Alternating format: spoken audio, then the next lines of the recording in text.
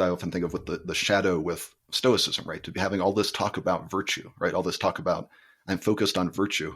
So this is, I'm sure you probably know, but one of the images I really liked of Carl Jung's definition of the shadow, that you're light of consciousness, right? It shines on what you're conscious of, and then that casts a shadow. It's what you can't see that's behind you, right? So with all that talk of virtue, what do you become unconscious to, right? What are the things you don't want to see in yourself when you're not virtuous, right? Things like that. I think that's, once you know that, once you know to look for the shadow, then it's a lot easier to not deceive yourself, I think.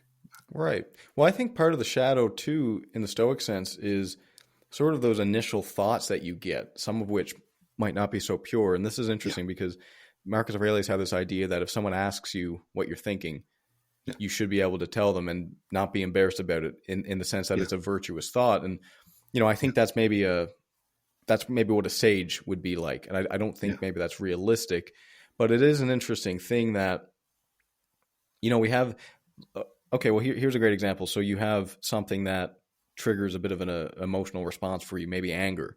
Yeah. But you're stoic and you're kind of controlled in some sense that you can take that apart, look at it objectively, dissect it. Why am I feeling angry about this? And then take it apart. And it's like, in a sense, that is a shadow part of you. It's like, this is something that I'm recognizing that might not be so pure. But then I guess in the Stoic sense is that even though you're feeling that doesn't mean that has to manifest itself into the world. And it also doesn't mean that that's who you are in a sense. It's also it's one thing I know I really wanted to talk to you about, the positive and the negative shadow. Because I don't know if I've heard you talk about it or what your understanding is of that part. Because that would be with the anger, maybe there's something good in here, right? There's something in here that's maybe not good, right? Because I think Seneca says, don't let anger take the place of courage, right? So what the thing you're angry about, maybe there's an important value here, right? Something went against your value. They're not the way they should be, right? That's kind of usually what anger is about. But then don't act on anger, but look at that, right? So it brought your attention to it. That's a positive thing in this part we'd rather be in the shadow, maybe. Yeah. Oh, yeah. Yeah. Interesting. For sure. Yeah. I can definitely see that because it is, if you're really mindful of the thoughts that you have coming into you, you will use those and the emotional responses that come with that as an opportunity to learn about your insecurities, about your insufficiencies, about the not so pretty sides of you, the shadow, really. Yeah. Even anything as you're describing that Marcus Aurelius, right? You should be able to describe your thoughts and them be perfectly fine things you want anyone to know. Even when they're not, you should at least be willing to admit them to yourself. Right. And ideally even admit them to others and be like, so this is the impure thought. Yet here's the thing that's wonderful within that, actually. And then here's the part that is why in a polite society we don't act on this, right? Or something. Yeah. Absolutely. Well, I think that too, because I think one of the mistakes we make is not being open with the negative sides of ourselves. Yeah. Here's a very interesting thing. There was a man that I saw on YouTube. He does this thing where he tours around.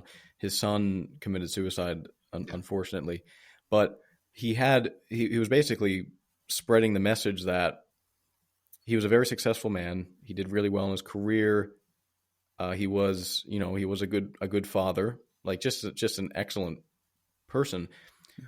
But then he looks back, and what he realized, I guess, through his son's suicide note was that he didn't let his son see the weaker part of himself. Yeah. So his son was watching him and looking at him and being like, holy shit, here's this sage, right? Here's this guy that's doing all these great things. He's a great dad. He's this and he's that. How the hell am I ever going to come close to that?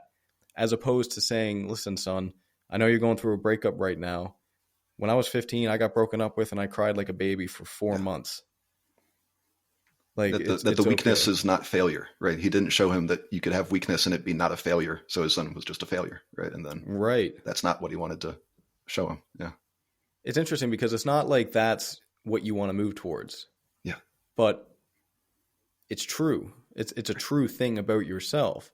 Yeah. It's like just because you get some angry thoughts, it doesn't mean that that's what you want to happen, but it's happening, and let's choose the idea, right? To imagine, and it actually is pretty close to home for me, but to imagine like almost never seeing your father get angry, right? He's such a good man. He never gets angry. Is it actually better to see a person like get angry and deal with their anger well, right? Rather than they always deal with it not in front of you, right? We don't want the kids to see it, to be affected by it. But is it good to see, to see parents have conflict, but they resolve their conflict, right? It's not throwing dishes at each other, right? But they get maybe a little heated, and then how does that resolve, right? And then when you have a partner, you at least hopefully have a good model then of this is how you get angry, but maybe you take some space apart and you can actually come back and talk about it, right? If it's all behind closed doors, if it's all when the kids aren't home, they never see it. Yeah. Right. Well, it's humanizing. Yeah. It's very humanizing and people experience this. This is the wonderful thing about podcasts now, because people have these idols and these sometimes celebrities and these people that they just really look up to. Yeah. And then they hear them talk, say on Joe Rogan's podcast for 3.5 hours. Yeah. And they're just like, oh, they're just people. Like they're stumbling, they're making mistakes, they're saying, they're, and it's like, it puts a human element into it, which oddly enough, we do tend to do that. We tend to like think of people as gods that we really look up to. Yeah. Yeah. No, I'm trying to think. I think that is really, and one of the ideas actually is that the bigger, I'm trying to think the right way to say it, but basically when you really start idealizing something, right, you really start to think of yourself as the sage, that creates a much bigger shadow. That actually there's much more potential for darkness, for self-deception when you're really, if you think you can get there and be the sage, right? Is I think and yeah, when they say even Socrates maybe wasn't the sage, right? Can anybody do it, right? But it goes back to that, we started with the image of God, right? You need the image of a sage to hold it in mind, to strive towards, but don't think you need to be that, right? Because then it's the failure that you haven't reached it. Yeah. Right. It's a weird thing to wrap your head around. Like, why would you even, go for that? It's almost like I'm going to try and climb this mountain, but I know I'm never going to make it there. Yeah. It's like, why the hell leave in the first place?